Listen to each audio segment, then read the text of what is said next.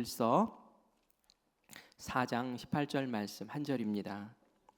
우리 한 목소리로 같이 봉독하겠습니다. 사랑 안에 두려움이 없고 온전한 사랑이 두려움을 내쫓나니 두려움에는 형벌이 있음이라. 두려워하는 자는 사랑 안에서 온전히 이루지 못하였느니라. 아멘. 아멘. 오늘 밤에는 제가 예고에도 없이 선교사님 한 분을 초청을 했습니다. 어제 지방회가 있었어요. 지방회 때 우리 선교사님과 함께 이야기를 나누다가 제대로 선교하시는 분이구나라는 그런 마음이 들었어요. 인도네시아에서 16년 동안 선교 사역을 하고 계시는데 보통은 한인이나 또 보통 기독교인들 대상으로 이렇게 하시는 선교사님들이 대부분이에요. 그런데 거의 몇 프로 안에만 이렇게 몇 프로에 속하시는 분만 그 인도네시아 현지인들에게 무슬림들이거든요. 이슬람 교도들에게 그 안에 스며들어서 그곳에서 접촉점을 만들고 그리고 복음을 전하는 그런 사역들을 이제 하죠. 그런데 그 선교사님 가운데 이제 한 분이 한도고 선교사님이시더라고요. 그리고 그 사모님도 나 로이스라는 이름으로 같이 활동을 하시는데 오늘 사모님은 서울에 있는 교회 가셔서 이제 그곳에서 설교하시고 목사님은 여기 와서 이제 설교를 하게 되었습니다. 제가 수요 성화 예배 때 그 얘기했죠. 10, 40 윈도우 있다고, 그죠? 그 창문이 있다고. 북위 10도에서 북위 40도까지 그 창문을 선교학자가 그렸는데 그 안에 미전도 종족 80%가 들어 있다고. 우리 그들 위해서 기도해야 된다고. 닫힌 문이 아니라 열린 문이라고 그렇게 제가 말씀을 전한 적이 있는데 그 창문 안에 있는 나라 가운데 하나가 인도네시아입니다. 인도네시아에서 열심히 현지인들과 관계를 맺으며 사역하고 계시는 우리 한도구 선교사님을 이제 소개하려고 합니다. 우리 선교사님 나오셔서 이제 무슬림 선교가 어떤 것인지 막 눈에 보이는 열매가 있어서가 아니라 그들에게 무슬림들에게 할 수 있는 선교의 방법이 무엇인지 그리고 또 실제로 어떻게 선교를 해오셨는지 우리 함께 듣고 함께 공감하고 함께 기도해드리는 그런 시간 되기를 바랍니다. 우리 선교사님은 그쪽 현지에서는 교육학 박사님으로 불리고 그리고 선교사님인지는 잘 몰라요. 그러나 또 그들과 접촉점을 가지면 이제 말씀 성경을 암송하게 만들고 또 하나님 예수님을 전하시고 하는 그런 은밀한 사역들을 감당하고 있어요. 그래서 오늘은 저희 유튜브로 방송을 하지 못해요. 왜냐하면은 선교사님이 정부의 공식적인 비자를 받고 활동을 하시는 분인데 들통이 나면은 이제 큰일 나거든요. 그래서 추방당할 수도 있으니까 우리가 우리 안에서 알고 또 우리 안에서 기도하고 우리 안에서 보안 유지를 좀 해주시기를 부탁을 드리면서 우리 선교사님 박수로 환영하겠습니다.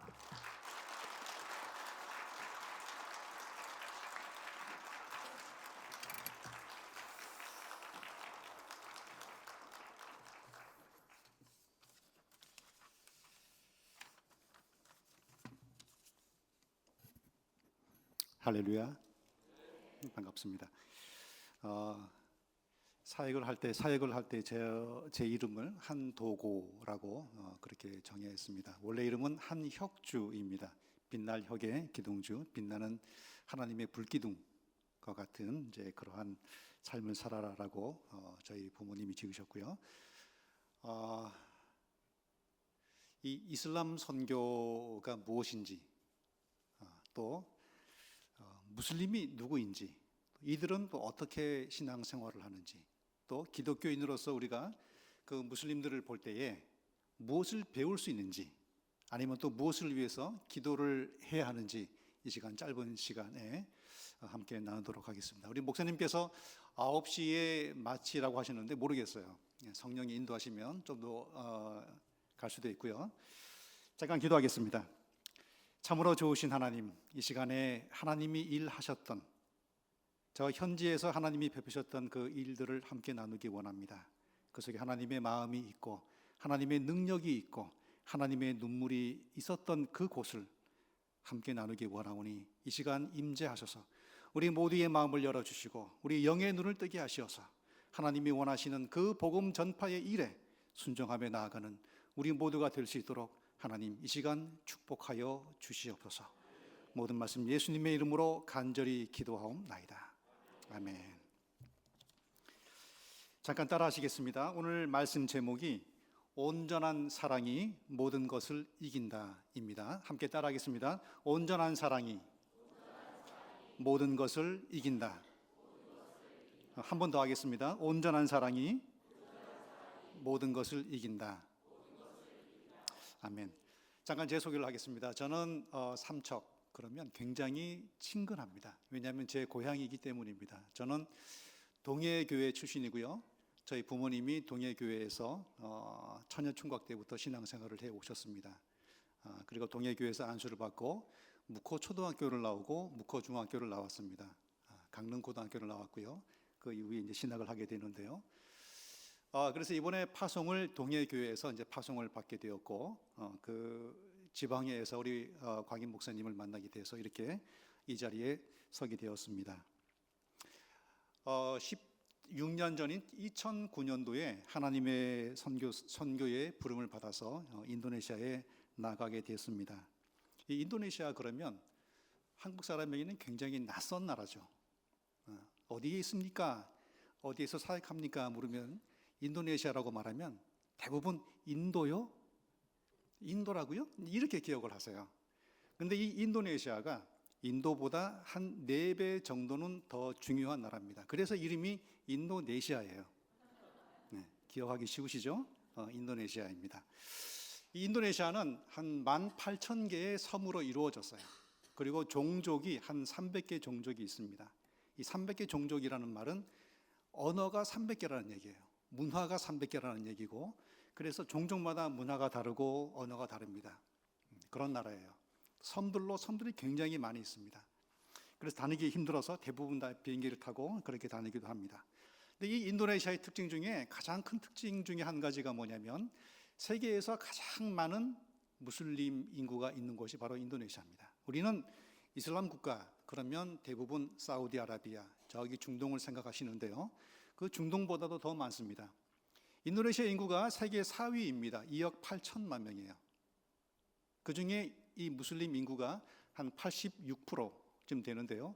2억 한 2천만, 2억 3천만 됩니다. 세계에서 가장 많은 그러한 무슬림을 갖고 있는 나라가 인도네시아입니다. 하지만 다양한 민족, 다양한 종족들이 있기 때문에 이 종족은 기독교를 믿고 또 이 종족은 이슬람교를 믿고 또 이 종족은 카톨릭을 믿고 또 이 종족은 힌두교를 믿고, 그래서 이 종족들마다 믿는 종교가 다르기 때문에 국가에서는 이슬람교를 국교로 정할 수가 없어요. 그러면 다른 종교는 어떻게 되죠? 반발을 해요. 그렇기 때문에 힌두교, 개신교, 천주교, 불교, 유교 6가지 종교를 공식적으로 인정을 하고 신분증에다가 내가 믿는 종교는 이 종교라고 딱 써 있습니다. 그래서 신분증을 보면 이 사람의 종교는 무엇이구나 라고 그렇게 알 수가 있는 그런 나라입니다. 근데 정치, 사회, 문화, 교육, 경제 모든 분야에서 무슬림들이 대다수이기 때문에 이슬람적으로 모든 것들이 다 이루어지고 있습니다. 어떤 분들은 간혹 가다가 이슬람과 무슬림이 다른 종교라고 생각하시는 분들이 간혹 계셔요. 이슬람 그러면 종교라는 그런 뜻이에요. 이슬람교. 이 이슬람교를 믿는 사람들, 믿는 신도를 무슬림이라 그렇게 부릅니다. 이 이슬람의 뜻은 복종이란 뜻입니다. 신에게 복종하는, 신에게 복종하는 사람, 이 바로 무슬림이라는 그런 뜻이에요. 그래서 우리가 흔히 무슬림들은 예수도 무슬림이라고 해요. 왜냐하면 예수님이 이슬람교를 믿기 때문에 무슬림이 아니라 신에게 복종하는 그런 사람이었기 때문에 예수도 무슬림이다. 그렇게 얘기를 합니다. 물론 제가 그렇게 말하는 것이 아니고 무슬림들이 그렇게 말을 합니다. 이 무슬림들을 향해서 2009년도에 16년 전에 저희가 그 나라 그 땅에 들어갔습니다. 들어갈 때에 성경에서 말하는 너희가 땅 끝까지 이르러 내 증인이 되리라 라는 그런 말씀 속에 그 땅 끝이 어디냐면 바로 이 이슬람의 땅이다. 저는 그렇게 지금도 믿고 있습니다. 왜냐? 왜 땅 끝이 이슬람이냐 하는 것은 제가 나중에 다시 설명을 드리겠습니다. 인도네시아에 많은 이제 선교사님들이 있습니다. 한국뿐만 아니고 미국, 호주, 영국, 독일에서 많은 선교사님들이 오셔가지고 이제 활동을 하고 계세요. 특히 이제 한국 선교사님들은 한 가정이 250가정 정도 계십니다. 그래서 자신의 부르심에 따라서 교회 속에서 목회를 하시기도 하고 신학교를 운영하시기도 하고 이제 그렇게 하시는 분들도 있는 반면에 하나님은 저희를 무슬림들을 향해서 저희를 부르셔서 저희는 무슬림들을 위해서 선교를 하고 그 땅에서 함께 살아가고 있습니다. 교회 속에서 사역을 하게 되면 교회라고 하는 시스템이 다 갖춰져 있어요. 이미. 그래서 그 속에 가서 설교를 하거나 성경을 가르치거나 신학교에서 신학을 가르치면 되는데 이 무슬림 선교라고 하는 것은 이미 갖춰져 있는 시스템이 없습니다.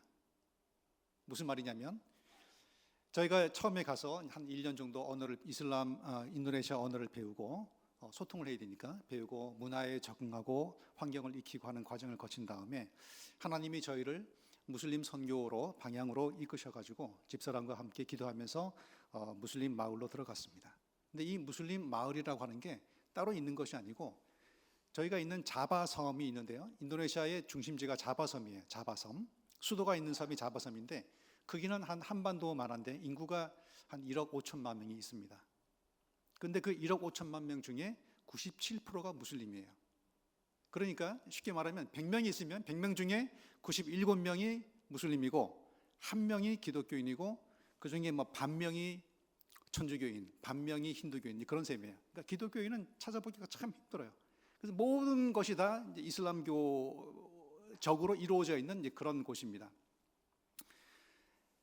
어딜 가나 무슬림이 있죠. 그래서 하나님이 저희가 기도하면서 하나님 어느 곳으로 가야 됩니까? 어느 무슬림을 만나야 됩니까?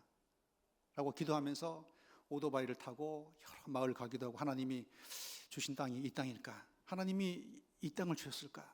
하면서 한 50번 정도는 오토바이를 타고 저희가 있는 곳이 이제 말랑군인데요. 말랑군의 인구가 한 300만쯤 됩니다. 그리고 그 안에 말랑시가 있는데 말랑시 인구가 한 100만쯤 됩니다. 그래서 말랑이라 불리는 곳이 인구가 한 400만인데요. 거기를 스쿠터 조그만 오토바이를 타고 집사람 뒤에 태우고 한 50바퀴를 돌았어요. 말랑군 전체를 50바퀴를 돌면서 기도하면서 하나님이 주신 땅이 어디입니까? 하나님이 주신 곳이 어디입니까? 기도를 했는데 나중에 알고 보니까 하나님이 주신 땅이 저희가 살고 있는 바로 옆 동네였어요. 옆 동네를 주셨어요. 그래서 그곳에 들어가서 저희가 마을 도서관을 처음 세웠습니다. 한번 생각해 보세요. 마을 도서관을 세운다고 했을 때 이제 외국 사람이 와가지고 우리 마을 와가지고 뭐 마을 도서관을 세운대 그러면 그냥 어서 오십시오 해가지고 이렇게 세우도록 허락을 안 합니다. 저 외국인이 누군데 일도 안 하지 직업도 없어. 근데 돈은 좀 있는 것 같아. 근데 우리 마을 와가지고 도서관을 세운대. 도대체 뭐 하는 사람이야? 그렇게 생각한단 말이죠. 그래서 가장 중요한 게 뭐냐면 이 무슬림들에게 제 신분, 제 신원을 보여줄 수 있는 어떤 그런 확실한 근거가 있어야 돼요. 그래서 비자도 해결할 겸 해가지고 제가 있는 곳이 말랑인데요. 말랑 국립대학교에 저희는 교육 선교 쪽으로 하기로 결정을 했기 때문에 교육학 박사 과정이 있습니다. 거기에 들어가서 공부를 하면서 그 신분을 가지고 무슬림 마을에 들어가서 내가 저기 대학교에 있는 교육학 박사 과정 학생인데 이제 논문을 써야 되는데 논문을 쓰기 위해서 교육적으로 실험을 해야 된다. 그래서 도서관을 세워서 마을 주민들에게, 마을 아이들에게 교육적인 것을 해가지고 이걸 가지고 논문을 쓰려고 한다라고 얘기를 하고 이제 마을 도서관을 세웠습니다. 이 도서관이 참 잘 돼요. 왜? 한국 사람이 하니까 사람들이 막 몰려옵니다. 저희가 도서관에서 했던 것 중에 여러 가지가 있지만 성경적 세계관의 성품 교육 프로그램을 직접 만들어서 마을 주민들에게, 마을 아이들에게, 이 마을 주민 그러면 다 무슬림들이에요. 무슬림들에게 그걸 했습니다. 이게 이제 소문이 나가지고 지역에 있는 학교 교장 선생님들이 찾아와가지고 저희도 해주세요, 저희도 해주세요, 저희도 해주세요 해서 11개 이슬람 학교에서 저희가 학교로 직접 가서 학부모들 부르고 교사를 부르고 학생들을 부르고 다 모아놓고 한 3시간 정도짜리 성품교육, 성경적 세계관 성품교육 프로그램을 저희가 진행을 합니다. 그 가운데 핵심이 뭐냐면 성경 암송이에요. 성경 암송. 근데 무슬림들은 제가 선교사인 줄도 모르고 자기들이 암송하는 게 성경 구절인 줄도 몰라요. 그러면서 뭐 외우라니까 막 성경을 막 외워요. 막 외우면서. 그렇게 하면서 선교적 지경을 하나 둘씩 넓혀가기 시작을 했습니다.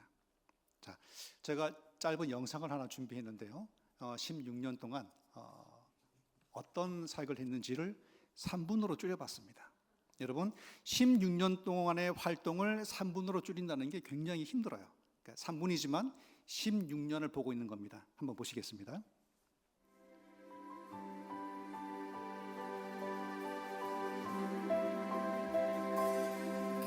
Tuhan, penolong dalam hidupku, ku percaya hanya kepadamu. Kau pegang tanganku dan tuntun langkahku, Yesus, kau perlindunganku. Kau Tuhan, kekuatan dalam hidupku, penolongku dalam kesesakan. Kau gunung batuku dan pertahananku, Yesus, kau kemenanganku. Yesus, padamu ku berseru, Kau penyelamatku, terpujilah Kau Tuhanku. Mulutku memuji namamu sepanjang umur hidupku, terpujilah Kau Tuhanku di atas segalanya.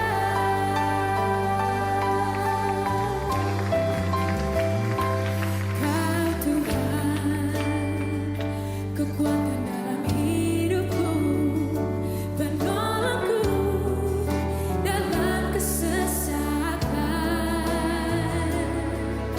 Kau gunung batuku dan pertahananku, Yesus, kau kemenanganku. Yesus, padamu ku berseru, Kau penyelamatku, terpujilah Kau Tuhanku.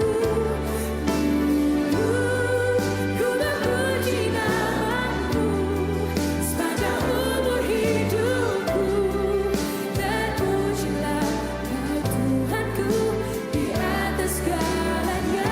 Yesus, padamu ku berseru, Kau penyelamatku, terpujilah Kau Tuhanku. Mulutku memuji namamu sepanjang umur hidupku, terpujilah Kau Tuhanku di atas segalanya. 오늘 이 시간에는 이슬람이 무엇인지, 그 이슬람교를 믿고 있는 무슬림이 누구인지, 이 무슬림이 어떻게 신앙생활을 하고 있는지, 또 그것에 비추어서 나의 신앙의 모습은 어떠한지를 함께 우리가 나누는 시간이 되었으면 좋겠습니다. 이 무슬림들에게는 5가지의 신앙의 기둥이 있어요. 이걸 꼭 지킵니다. 이걸 지키지 않으면 무슬림이 아니에요. 이것을 지키는 것이 믿음이라고 그렇게 생각을 합니다. 그중 첫 번째가 뭐냐면 신앙 고백이에요. 알라만이 유일한 신이시요 무함마드는 그분의 예언자다. 이것을 끊임없이 되뇌입니다. 우리식으로 말하면 사도신경을 우리의 신앙 고백이 사도신경이잖아요. 사도신경을 하루에 5번씩 꼭 암송을 합니다. 암송을 의무적으로 해야 돼요. 두 번째가 뭐냐면 하루에 5번씩 기도를 합니다. 이슬람 사원에 가서 기도를 합니다. 기도하기 전에 5분 전에 큰 스피커에 대고서 지금 기도 시간입니다. 기도합시다 라고 스피커에 아랍어로 안내 방송을 합니다. 아마 이슬람권에 다녀오신 분들은 스피커에서 흘러나오는 그 아랍어 소리를 아마 들으신 분들 아마 계실 겁니다. 근데 기도할 때 그냥 기도하는 게 아니고 기도를 하려면 준비가 필요해요. 손과 발을 씻고 얼굴을 씻습니다. 몸에 있는 구멍, 코, 입, 귀 이것들을 다 물로 씻습니다. 그리고 기도할 때 입는 옷이 따로 있어요. 평소에 입던 옷은 벗고 기도할 때 입는 옷을 갈아입고 기도를 합니다. 기도할 때 작은 양탄자를 앞에다 깔고 사우디아라비아에 있는 메카를 향해서 이마와 코를 바닥에 대고 엎드립니다. 그러면서 엎드렸다 섰다 엎드렸다 섰다 하면서 기도문을 외우면서 기도를 합니다. 이런 기도를 5번을 해요. 우리는 이제 새벽 예배에 와서 잠깐 기도하고, 그죠? 식사 기도 잠깐 하고, 또 밤에 잠에 자기 전에 침대에서 또 기도하기도 하고 아주 자유롭게 기도하잖아요. 근데 이 무슬림들은 굉장히 정결함, 깨끗함, 신 앞에서 내가 기도할 때에 드려지는 내 모습을 정결함을 가지고 유지해야 된다 하는 그런 게 있어요. 그렇게 엎드려서 기도를 합니다. 이걸 하루에 5번 해요. 기도는 놀이동산에서 막 놀다가도 기도 시간 되면 한 구석 가서 거기서 엎드려서 기도합니다. 그런 어떤 신앙에 투철한 의무가 있어요. 세 번째는 금식을 합니다. 이슬람 달력으로 매년 9월 달이 되면 이슬람 달력은 11개월만 있습니다. 여기 9월 달이 되면은 금식을 합니다. 금식을 어떻게 하냐면 해가 뜨기 전에 한 4시 반 정도 되기 전에 아침을 다 먹습니다. 그러면 한 4시 반 정도부터 금식을 시작해서 오후 한 5시 반 해가 질 때쯤 5시 반 되면 사이렌이 울리면서 금식 해제 신호를 이슬람 사원에서 쭉 보냅니다. 그때까지 금식을 해요. 그러면서 물도 마시지 않습니다. 인도네시아 얼마나 덥습니까? 인도네시아는 사계절이 있는 게 아니고 비가 안 오는 여름과 비가 오는 여름, 그렇게 딱 2계절이 있어요. 굉장히 덥습니다. 그런데도 물도 안 마셔요. 어떤 사람은 침도 안 삼킵니다. 그렇게 자기 자신에게 고통을 주면서 그렇게 금식을 해요. 고통을 느끼면 느낄수록 신의 은총에 더 가까이 나간다고 생각을 해요. 그러면서 금식을 해요. 네 번째는 자기 수입의 2.5%를 의무적으로 가난한 사람들에게 도와줘야 돼요. 그래서 이 무슬림들은 같이 모여 사는데, 공동체로 같이 모여 사는데 그 공동체 안에 보면은 가난한 사람이 없어요. 굶어 죽는 사람이 없습니다. 왜냐? 자기 것을 함께 나누기 때문에. 그런 구제를 아주 중시하는 그런 삶을 삽니다. 또 하나는 이제 성지순례가 있는데요. 평생에 한 번 사우디아라비아 메카로 성지순례를 가는 게 이 무슬림들의 평생의 꿈이에요. 근데 중요한 것은 이 예배라고 했을 때 우리는 교회에 와서 기도하고 찬양하고 말씀 듣고 하는 걸 예배라고 이해하잖아요. 근데 이 무슬림들은 이 행위를 하는 것, 예를 들어서 신앙 고백을 하는 것, 매일 5번 기도하는 것, 또 구제하는 것, 성지순례하는 것, 금식하는 것, 이 모든 것을 예배라고 그렇게 이해를 합니다. 다시 말해서 신의 뜻이 내게 임했을 때, 내가 신의 뜻을 삶 속에서 행할 때, 그 행하는 것, 그것을 예배로 봅니다. 한국 사회가 지금 인구가 줄고 있잖아요. 결혼을 안 합니다.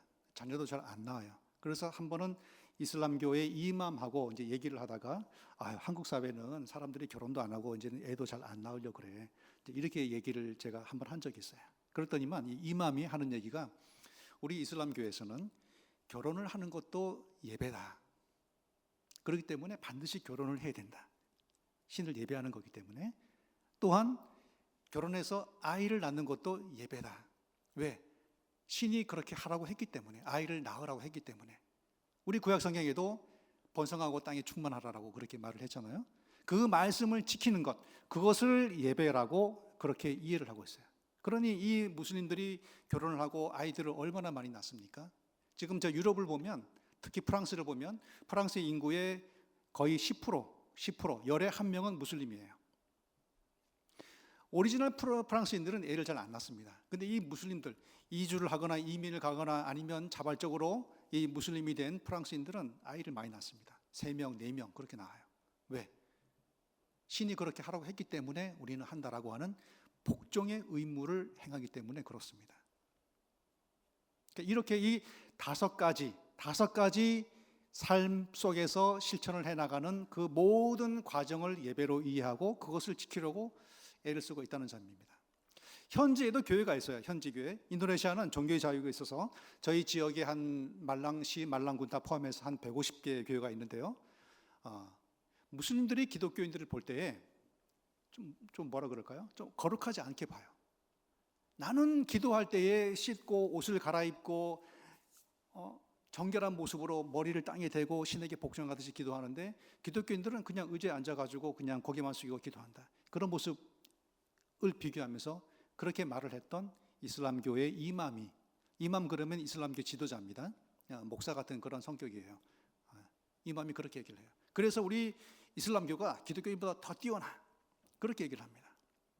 심지어는 유치원생부터 초등학교 6학년까지 그 각 마을마다 이슬람교 율법을 가르치는 학교가 있어요. 그걸 이제 뿌산뜨렌이라고 하는데 그 뿌산뜨렌에서 이슬람교 율법 선생님들이 가르쳐요. 애들에게. 애들이 매일마다 하루에 그러니까 일주일에 6번 매주 목요일은 빼고 오후 3시부터 5시까지 매일 가서 거기서 아랍어를 배우고 아랍어로 코란 암송하는 걸 배웁니다. 그래서 아이들이 암송 잘해요. 코란은 아랍어로 쓰여진 것만 진짜 코란이라고 인정을 하고 각 나라 언어로 번역된 것은 코란이 아니라고 해요. 왜? 그들은 아랍어가 신이 준 언어, 신의 언어라고 생각하기 때문에 번역된 번역서를 쓰지 않습니다. 그래서 아이들도 아랍어를 막 배우고 아랍어로 코란 암송을 막 배워요. 그러니까 이걸 이제 우리식으로 말하면 주일 학교를 매일 하는 거예요. 매일 오후 3시부터 오후 5시까지. 그래서 아이들이 와가지고 유치원생, 초등학생들이 와가지고 히브리어 헬라어를 배워요. 막. 그리고 성경을 히브리 헬라어로 매일마다 암송을 하는 거예요. 이런 식으로 이 무슬림들이 신앙 훈련을 해요. 그리고 우리 기독교인들은 교회에서 붕의하잖아요. 이 무슬림들은 마을마다 한 달에 한 번씩 매주 마지막 주 화요일에 저녁 7시부터 밤 10시까지 마을 부흥회를 합니다. 이슬람 부흥회를 해요. 이 형태가 교회랑 비슷해요. 부흥회를 합니다. 부흥회를 하면 온 마을 사람들이 다 모여가지고 흰색 옷으로 다 갈아입고 그 마을 그 길에 딱 앉아가지고 무대를 만들고 길에 앉아가지고 북을 퉁퉁 뭉치면서 2시간 동안 처음 7시부터 9시까지 뭘 하냐? 코란을 암송해요. 어릴 때부터 암송을 해왔기 때문에 우리가 사도신경 주기도문을 줄줄줄 외우잖아요. 그죠? 보지 않고 전능하사 천지를 만드신 하나님 아버지를 내가 믿사오며. 우리는 짧은 문장을 외우지만 이 무슬림들은 창세기 한 장을 다 외웁니다. 그것도 아랍어로 다 외워요. 그렇게 2시간 동안 북을 둥둥둥 치면서 코란을 쫙 외웁니다. 저도 한번 초청을 받아가지고 갔어요. 비록 저희가 기독교인인 걸 알지만은 마을을 섬기는 그런 사람이라고 저희를 인정하고 저희를 받아줬기 때문에 거기를 참석해 봤어요. 참 이 무슬림들의 신앙생활이 놀랍습니다. 그렇게 신앙생활을 해요. 그러면서 저는 이 무슬림들의 신앙생활의 모습을 보면서 야, 저런 신앙생활을 하는 저 무슬림들에게 어떻게 예수를 알리고 어떻게 복음을 전해야 할까? 이 무슬림들은 한 명 한 명의 이 신앙의 강도가, 신앙의 세기가 우리 신앙, 우리 교회 성도, 우리 성도님들의 한 신앙이 한 10배쯤 돼요. 10배. 아랍어로 된 코란에 쓰여진 이 알라의 말은 죽어도 목에 칼이 와도 지키는 그런 신앙생활을 한다니까요. 그러니까 이 무슬림들에게 복음을 전한다는 게 이 성경에 있는 말씀처럼 바로 땅끝이에요. 땅끝. 땅끝이 저기 멀리 있는 지리적인 땅끝이 아니고 복음이 들어가기 가장 힘든 그 사람들, 그 백성들, 이 백성들이 바로 무슬림이라는 거죠. 현지에도 교회가 있습니다. 현지에도 신학교가 있어요. 저희 말랑 지역에도 한 11개의 신학교가 있습니다. 아주 큰 신학교도 있어요. 교수진들이 다 현지인들이 세운 건데 교수진들이 박사급으로 이루어진 그런 신학교들도 있습니다. 거기 가면은 마음껏 찬양하고 너무 좋아요. 아무런 걱정이 없어요. 무슬림들의 공격 그리고 시야 아무 걱정 없이 거기선 돼지고기도 먹을 수 있고 찬양할 수도 있고 그냥 좋습니다. 근데 그 문만 나오면 온 세상이 무슬림들이기 때문에 굉장히 어렵습니다. 심적인 압박이 있어요. 그런 무슬림들에게 좀 더 편하게 교회 안에서, 신학교 안에서 활동을 할 수 있지만, 물론 하나님이 그런 쪽으로 부르신 선교사들도 있어요. 하지만 저희는 교회 밖에서 예수를 잘못 알고 있는 무슬림들은 예수를 하나님의 아들, 하나님으로 인정하지 않습니다. 물론 예수를 참된 선지자로 인정을 해요. 좋으신 분이다. 하지만 신은 아니야. 선지자야. 인간이다. 그렇게 이해를 합니다. 여러분들, 우리 믿음의 조상이라 그러면 누구를 생각하죠? 아브라함이죠. 아브라함의 아들이 있습니다. 큰 아들은 이스마엘이고 작은 아들은 이삭이죠. 예수 그리스도를 통한 구원은 이삭을 통해서 흘러갑니다. 그런데 이 이슬람교는 이스마엘을 통해서 흘러가요. 이스마엘의 후손이 아랍 민족이고 아랍 민족 속에서 이슬람교가 태어났어요. 그래서 자기들은 이삭이 아니라 이스마엘이 진짜 아브라함의 아들이라 구원이 이스마엘을 통해서 흘러온다라고 그렇게 알고 있어요. 하지만 이 무함마드가 이 이슬람교를 세운 사람이 무함마드인데, 무함마드가 이 이슬람교를 만들 때 그 주변에 유대인 마을이 많았었고 기독교인들이 많았어요. 그래서 예수를 가지고 오고 유대교적인 풍습들을 많이 가지고 왔어요. 그래서 이 이슬람교 안에는 우리가 구약에서 보는 그런 뭐 희생절, 여러 가지 어떤 거는 금식, 여러 가지 그 행사들, 절기들이 이슬람교 안에도 많이 있습니다. 가장 중요한 것은 예수를 구세주로 인정을 하지 않기 때문에 그들이 믿는 신앙은 잘못됐다라고 하는 것을 저희가 알려줘야 된 거예요. 근데 이 무슬림들에게 예수의 예자를 꺼내는 순간에 모든 관계가 다 끊어집니다. 무슬림이 무슨 뜻이라 했죠? 신에게 복종하는 사람이에요. 이 복종이라는 것은 그냥 복종하는 게 아니고 코란을 통해서 말씀하신 이 알라 신의 말씀에 복종하는 거예요. 근데 그 코란에는 예수 그리스도가 하나님이자 하나님의 아들이자 우리를 구원하시는 구세주라고 그렇게 나와 있지 않고 단지 하나의 인간으로서 하나님의 말씀을 증거한 선지자라고 그렇게 되어 있기 때문에 그렇게 믿어야 하고 또 그렇게 믿고 있어요.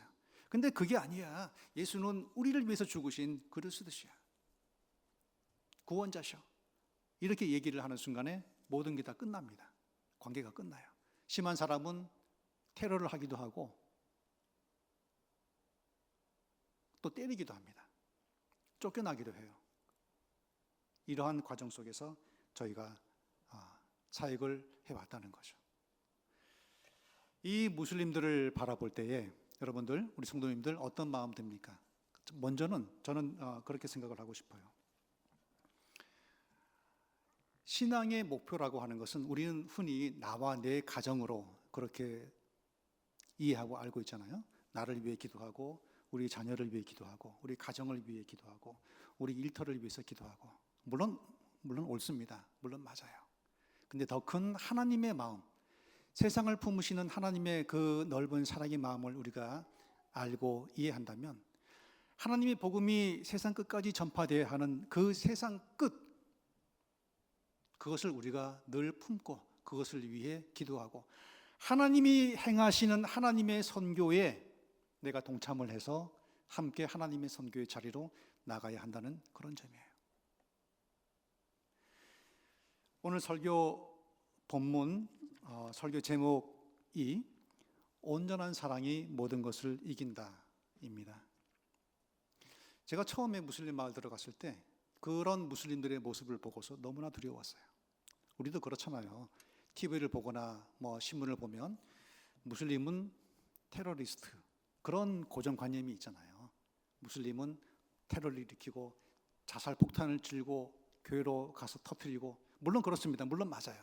제가 있는 지역에서도 성탄절날 어떤 아주머니가 자기 딸을 오토바이 뒤에 태우고 속에다가 자살 폭탄을 품고서 천주교 성탄 행사를 하는 천주교 정문을 뚫고 들어가서 테러를 했던 그런 적도 있어요. 근데 그런 사람은 극소수고 굉장히 소수입니다. 많은 무슬림들이 평화를 사랑해요. 근데 우리가 무슬림을 생각할 때에 야, 저건 테러를 일으키는 사람이야. 히잡을 쓴 사람을 보기만 해도 좀 소름이 돋고 약간 좀 이상한 경계의 눈빛으로 보고 그러한 모습들이 많이 있죠. 저희도 처음에 무슬림들 마을에 가서 무슬림들을 대할 때 굉장히 두려웠습니다. 제가 하는 말 한마디 한마디를 이 무슬림들이 어떻게 받아들이고 어떻게 이해할까, 너무너무나 거기에 대해서 힘들었어요. 또한 무섭기도 하고. 그래서 가장 먼저 한 것이 뭐냐면 사역을 하기 전에 이 마을 무슬림들을 섬겨야겠다, 그런 마음을 먼저 가졌어요. 인도네시아에서 한국 사람의 지위와 위치가 굉장히 높습니다. 굉장히 하이 클래스예요. 왜냐하면 거기는 이제 피부가 흰 사람들을 굉장히 좋아해요. 피부가, 그러니까 이제 미인의 기준이 있는데 피부가 흰 사람, 그리고 머리가 직모인 사람을 미인이라 그래요.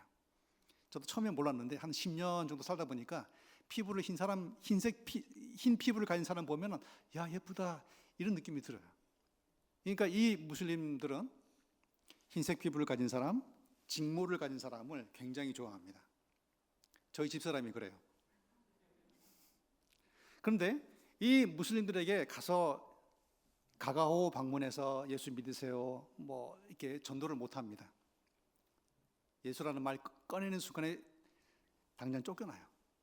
그러니 어떻게 이분들에게 우리가 복음을 전할 수 있을까 고민을 많이 하면서 기도하면서 가장 먼저 우리가 해야 될 것은 낮은 자리로 나아가는 거다. 우리가 비록 한국인이고 교육학 박사라고 하는 신분이지만 어떻게 하면 이 무슬림 마을 사람들을 섬길 수 있을까 하면서 고민하면서 기도한 끝에 그래, 낮은 데로 나아가자. 지금도 한국의 시골 지역 가면 결혼식을 만약에 집에서 하게 되면 집에서 음식을 하잖아요. 천막을 치고 막 집에서 음식을 합니다. 거기도 마찬가지예요. 결혼을 하게 되면 집에 다 모여, 마을 주민들이 모여가지고 3일 전부터 음식을 합니다. 막 전을 굽고 과자를 만들고 막 음식을 만들어요. 그럼 이제 저희 집사람이 가가지고 몸빼를 입고 가가지고 3일 내내 뭘 하냐? 거기도 다 그 마을 주민 부녀자들 사이에서도 계급이 있어요. 근데 제일 낮은 사람이 뭘 하냐면 설거지를 해요. 설거지. 저희 집사람은 설거지 하는 데가 참 내진 데 가가지고 같이 설거지하고. 이런 걸 한 3년을 했어요. 3년. 마을에서 무슨 공사를 한다. 그럼 저도 가가지고 같이 땅 파고 메우고. 그냥 복음을 전해서 안 받으면, 복음을 안 받아들이면 그냥 딴 집 가서 그냥 전도하면 되고, 하나님께서 오늘은 사람의 마음을 열어주지 않는가 보다 하면서 집에 가면서 그냥 그렇게도 할 수 있지만, 그것보다는 하나님이 어떻게 저 무슬림들을 우리 보고 이 땅에 복음을 전하라고 부르신 저희를 보고 사랑하게 하실까 하는 이러한 마음가짐으로 낮은 곳에 들어가서 그분들을 섬긴 거죠. 나중에는 어떤 마을 이장이 저희한테 당신들은 외국 사람이고 낯선 우리 주민이 아니지만은 이제 우리가 당신을 우리 주민으로 받아들이기로 했어. 그러니 우리와 똑같이 생활하고 아무 걱정하지 말고 함께 평화롭게 지내자고 그렇게 하는 얘기를 들었어요. 그러면서 이제 그때부터 저희가 이제 복음을 전하기 시작했습니다. 복음을 어떻게 전하냐면 이 무슬림들은 가장 중요한 것이 뭐냐면 관계예요. 관계. 모르는 사람에게 복음을 전할 수가 없습니다. 그건 100% 아니 120% 거절당합니다. 복음을 전하기 위해서 무슬림을 만나는 것이 아니라 그분을 아끼고 사랑하고 마음에 품고 섬기는 게 먼저예요. 그 무슬림도 알아요. 그거를, 제 마음을. 저 사람은 한국 사람이지만 높은 척하고 아는 척하고 할 수 있지만은 낮아지면서 우리와 동일하게 우리처럼 살고 우리처럼 먹고 우리처럼 행하고 우리 곁에서 함께 살아가는구나 하면서 마음을 열어요. 이게 참 중요한데 우리가 전도를 할 때 어떤 사람을 전도의 목표로 삼잖아요. 그러면 이제 뭐 예를 들어서 떡도 갖다 주고 뭐도 갖다 주고 해요. 왜? 전도하려고, 복음을 전하려고. 그래서 나중에 그분에게 교회 같이 가자고 얘기를 하면 교회를 와주면 좋은데 또 교회를 안 올 수도 있잖아요. 이게 중요해요. 무엇이 먼저인가가 참 중요합니다. 저는 이게 선교나 전도나 똑같다고 봐요.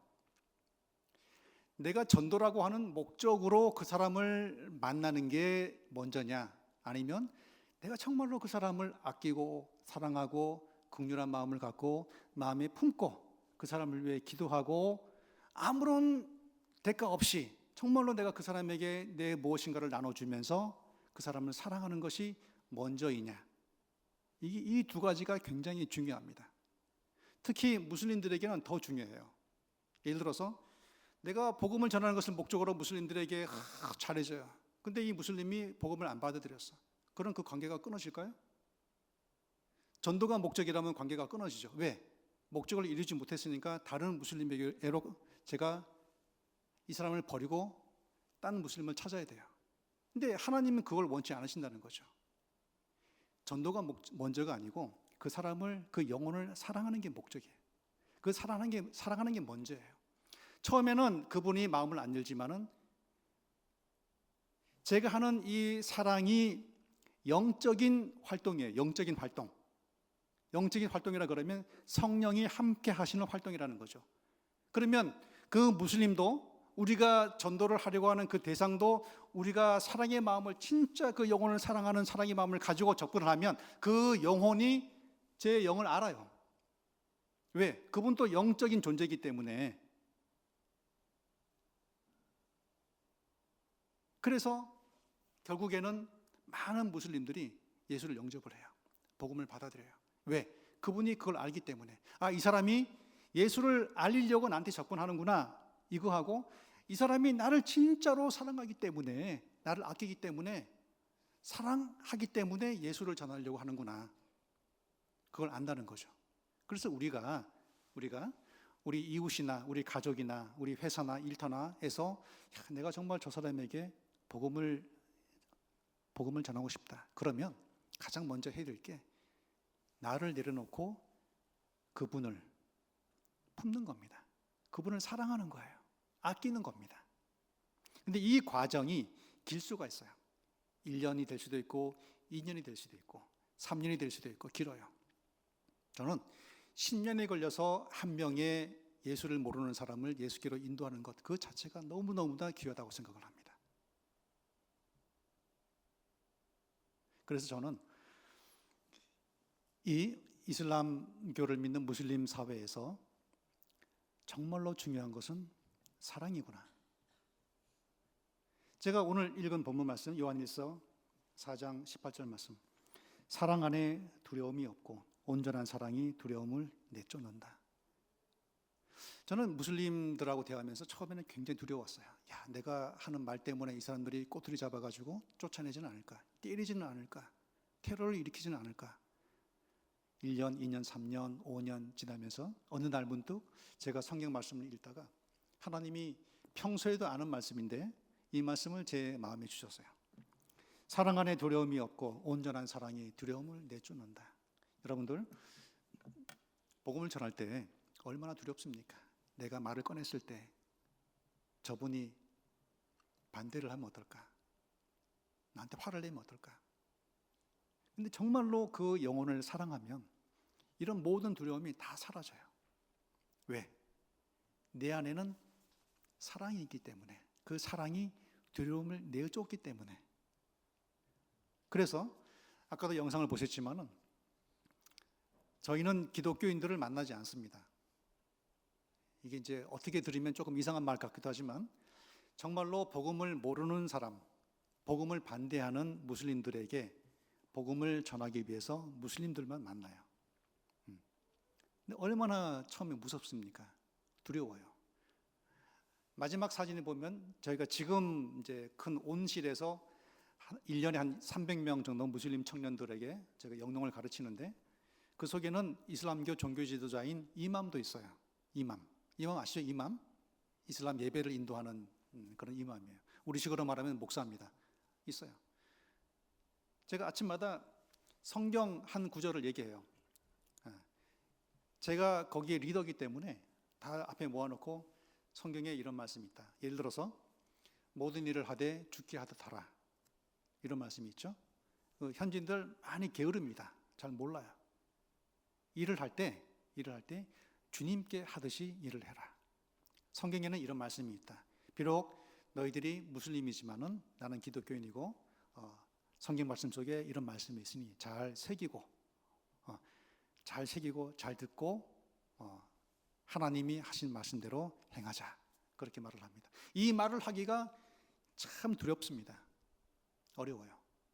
왜냐하면 그들이 반항하고 데모에서 나가라 그러면 저는 지금 비자를 인도네시아 정부로부터 받고 있기 때문에 다 포기하고 나와야 돼요.